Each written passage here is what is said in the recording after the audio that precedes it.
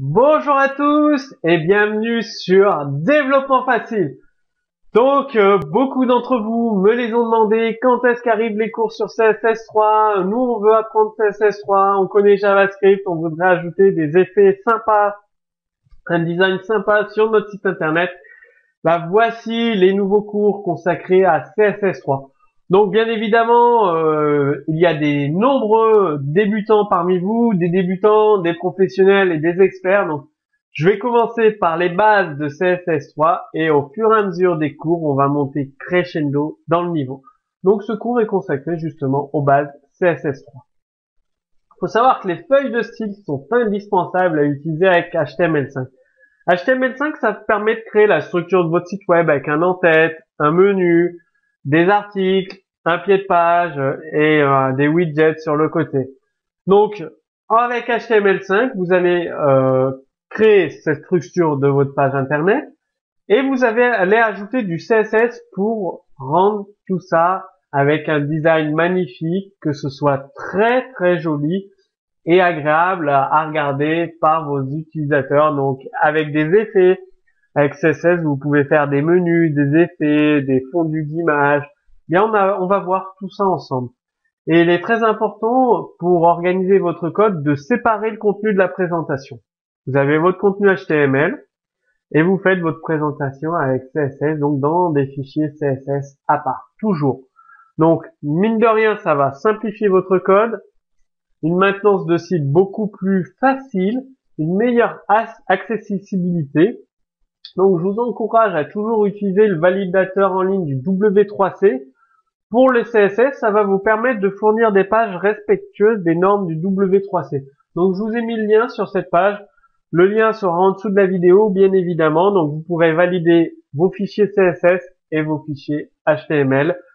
Ainsi, ils seront accessibles pour la majorité des navigateurs, donc des périphériques, que ce soit ordinateur, tablette, smartphone, etc., ou télé, etc.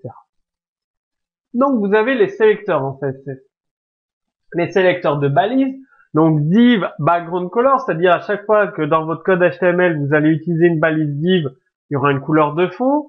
H1, H2, H3, à chaque fois que vous allez utiliser les balises H1, H2, H3 dans votre code HTML, il y aura une couleur de fond. Vous avez les sélecteurs de classe, donc div classe égale nom de la classe. Donc en CSS, vous mettez point nom de la classe avec background color, donc votre code CSS. Il faut savoir qu'une même classe, vous pouvez l'appeler plusieurs fois, donc dans plusieurs divs différentes, ou plusieurs spams, ou plusieurs paragraphes. Autant de fois que vous voulez, en fait, vous pouvez appeler votre classe CSS. Donc, point nom classe, dans votre balise div, spam ou paragraphe, bah, vous mettez l'attribut classe avec le nom de la classe que vous avez défini en CSS. Vous avez également les sélecteurs d'identifiants. Donc là, c'est un dièse, au lieu que ce soit un point nom classe dièse, le nom de l'identifiant et vos propriétés CSS.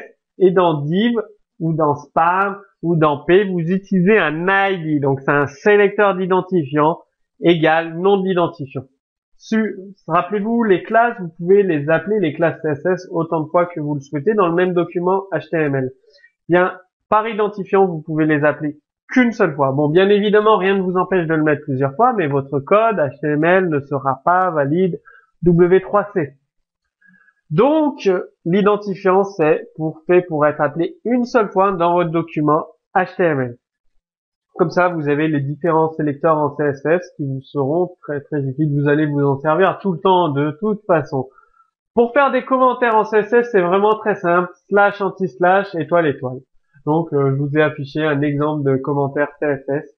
Faites attention, les commentaires CSS apparaissent dans le code source de votre page, c'est-à-dire que les commentaires que vous mettez dans vos fichiers CSS, ils sont lisibles par vos internautes. Donc, les commentaires HTML, les commentaires JavaScript, les commentaires CSS, ne mettez surtout pas d'informations, de données sensibles dedans. Mettez des informations, par exemple, dans un fichier CSS, vous mettez défini la couleur des boutons. Tout simplement, défini la taille des boutons de tel ou tel formulaire. Voilà.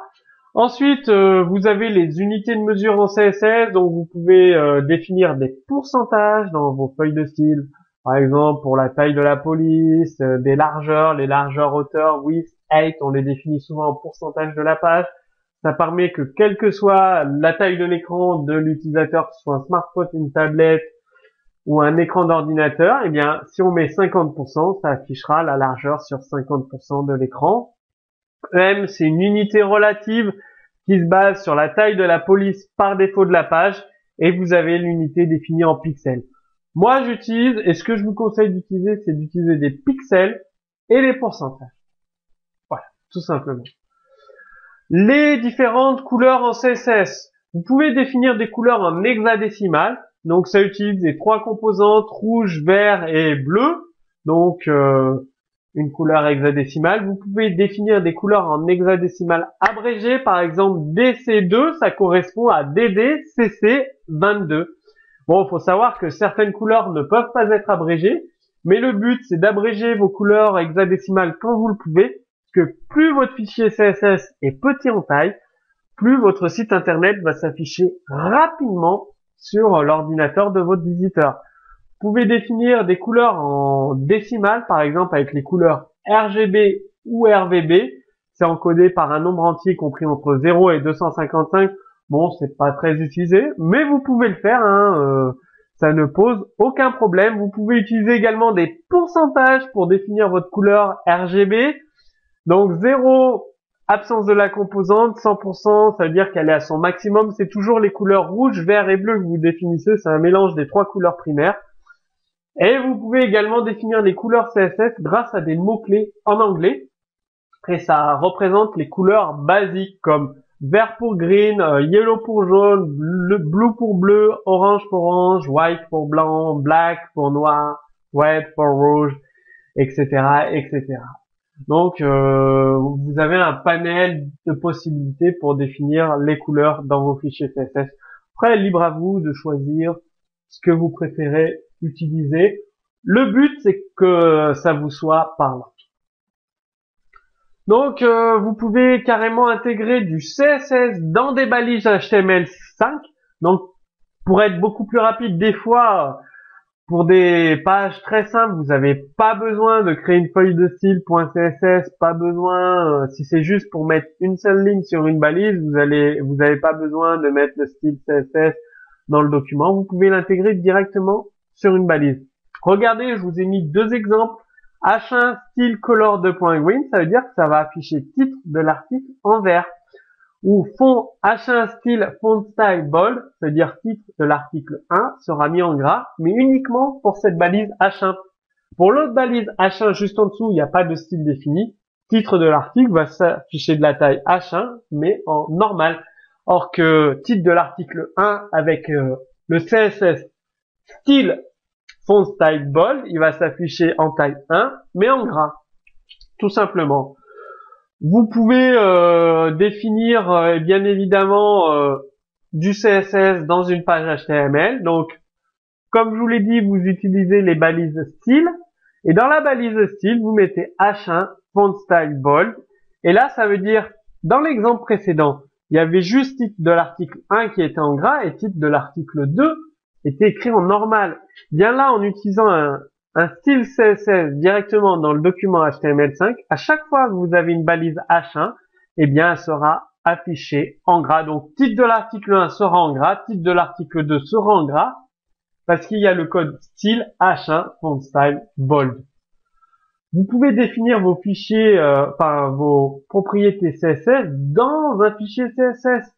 Et c'est ce que je vous conseille le plus, parce que ça va rendre votre code beaucoup plus lisible, beaucoup plus maintenable, parce que d'un côté, vous aurez vos fichiers CSS, d'un autre côté, vos fichiers HTML, et dans un autre côté, vos fichiers javascript.js.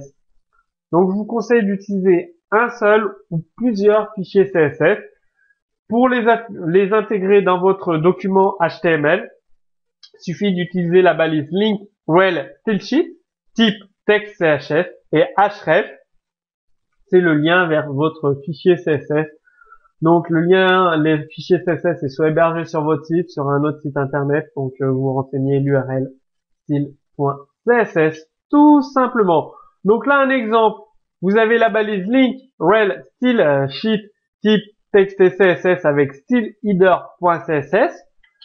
Et vous avez un fichier qui s'appelle styleheader.css avec H1, font style, bold, qui veut dire que titre de l'article 1 sera en gras, titre de l'article 2 sera en gras. Donc c'est deux titres H1 qui seront en taille de police H1 et écrits en gras parce qu'il y a la balise link avec href styleheader.css qui contient H1, font style, bold, tout simplement. Vous pouvez également utiliser les CSS importés, c'est-à-dire la balise import. Vous pouvez la mettre dans un fichier CSS, dans un fichier HTML5. Ça va automatiquement charger un autre fichier CSS. Que dans les gros sites internet complexes, si vous mettez tout dans le même fichier CSS, il va être énorme et vous allez plus vous y retrouver dans le code. Alors qu'avec import URL styleheader.css, c'est-à-dire dans un fichier CSS, vous allez pouvoir créer plusieurs fichiers CSS pour votre en-tête de page, pour votre pied de page, pour le contenu de vos articles, pour votre menu. Et vous allez ensuite faire des imports URL styleheader.css où vous pouvez utiliser la balise link avec href style.css. Ça, c'est selon votre choix, comment vous souhaitez optimiser votre site internet. Donc là, on a toujours nos deux titres d'articles 1 et 2 avec les balises H1. On a style type CSS. On fait un import de l'URL styleheader.css. Donc vous renseignez l'URL sur votre nom de domaine, sur un autre nom de domaine. Et bien évidemment, vous avez le fichier styleheader.css avec font style, bold pour afficher vos titres de l'article 1, titre de l'article 2 en gras avec la taille H1. Donc il y a des priorités dans les fichiers CSS. Lorsqu'il y a plusieurs éléments de style, de feuilles de style qui viennent de plusieurs CSS, il y a des priorités. Donc je vous ai affiché par ordre croissant de priorité de la plus basse à la plus haute. Donc il y a les propriétés du navigateur, les feuilles de style externes, les feuilles de style internes et les feuilles de style en ligne. Donc la priorité la plus haute, c'est les feuilles de style en ligne, donc ce que je vous conseille justement d'utiliser. Et vous avez une balise point d'exclamation important. Ça veut dire qu'il est carrément possible de passer complètement outre toutes ces priorités en utilisant la valeur important. C'est-à-dire vous avez dans votre document HTML5 H1 font style bold point d'exclamation important. Ça veut dire que H1 peut être défini dans une feuille de style en ligne, interne ou externe, avec la balise important, H1 sera forcément écrit en gras car la priorité est maximum sur point d'exclamation important. Donc maintenant vous pouvez continuer à utiliser la mise en forme CSS dans vos documents HTML5. Retrouvez un exemple de code source directement sous ce cours vidéo. Si vous avez des questions, posez-les également sous ce cours vidéo. Et moi, je vous dis à très bientôt sur Développement Facile.